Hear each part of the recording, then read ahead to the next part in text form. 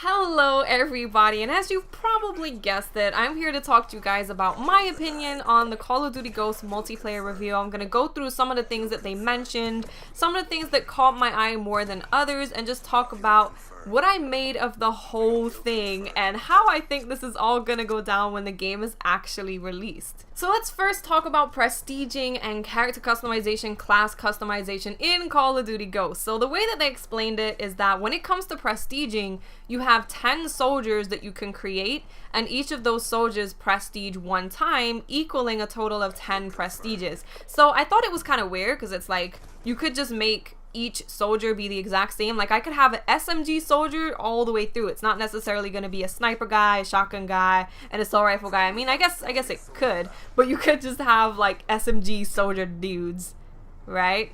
Yeah, I don't know. It's kind of weird. I was like, I'm not too fussed about the whole way that they're doing the prestige thing. I do like the fact that you can customize your character. They said that there was about 20,000 variations of what you could do when creating your character. So you can change the way they look, you can change their helmet, you can even play a girl if you really want to. And a lot of people were asking me like, are you excited that you're gonna be able to play a girl? And I was like, I'm not excited. Like I'm not, it's freaking Christmas tomorrow excited, but it's kind of cool. I'm not gonna lie, it's kind of cool that I will possibly be able to create someone that looks like me, and that is always a good thing. I love character customization, so I'm definitely not mad at that, and being able to create someone in my likeness is definitely a good thing.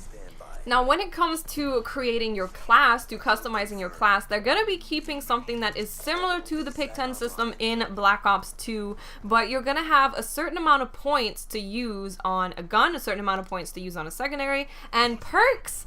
There's a lot of freaking perks. There's a lot of perks. Each perk costs between 1 and 5 points to be able to use. So if you want to use a perk that does like a bajillion different things and is super amazing and turns you into Superman, you're gonna have to use 5 points, or you could just have a 1 point perk which maybe just does one thing, like you sprint longer than usual. So you can really customize your dude how you want to customize them. They said that you can have a total of up to 11 perks if you go with like no primary and no secondary. You can have 8 perks if you just have a primary, I believe, or something like that. I don't know, it was something like that. But there are a lot of perk options, and I really like that. I really like that, because I've always felt that in Call of Duty, you should be able to play the game the way that you feel is best to be played for you. So in certain situations, you're going to need some of those 5-point perks. In other situations, you're not going to need them. So I think that's really good. I'm excited for that. I think that's really good. I love perks. Who doesn't love perks, right? And now you get to pick between, like, I don't know, 15 perks or something stupid. It was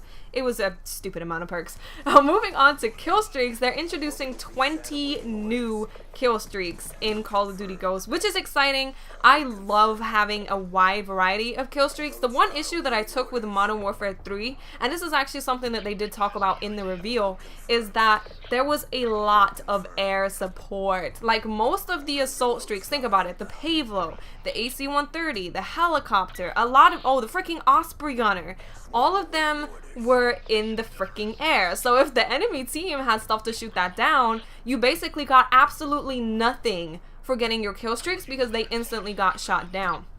So what they did say is for Call of Duty Ghosts, they're putting less of an emphasis on air streaks, and they're going to be putting a lot more on the ground stuff. And one of the ones that they did show was Riley, which is the dog. He's going to just run around with you, and he's going to like bark when an enemy's close, and he's going to attack people that come near to you, which is pretty cool. I like that. That's a pretty cool thing. It's pretty cool.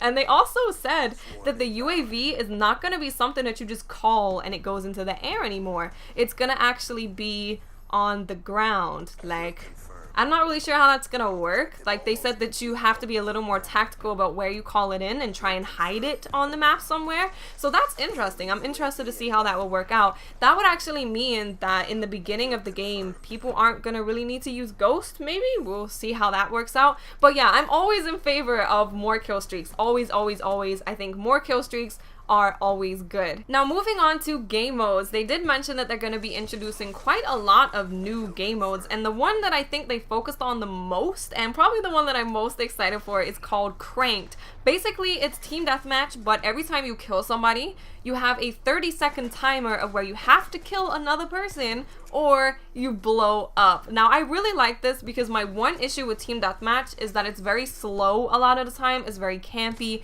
and it's very boring. Where obviously you can't just kill somebody in camp in Cranked because you only have 30 seconds to pick up another kill. So I really like that. I think it's going to be fast-paced, and it's something I'm definitely looking forward to because I've wanted a game type similar to that for quite a while. But honestly, they gave us quite a lot of information during the reveal, and it was kind of hard to digest all of it. So I will put a link in the description so you guys can read through everything that they mentioned because it's much easier to digest that way. But in general, I'm looking forward to it. We don't know how it's going to play. We don't know what the connection is going to be like. We don't know what the balance issues are going to be. But I do like what they have shown us so far. So don't forget to let me know what you guys thought of the reveal, and I will speak to you guys later. Bye.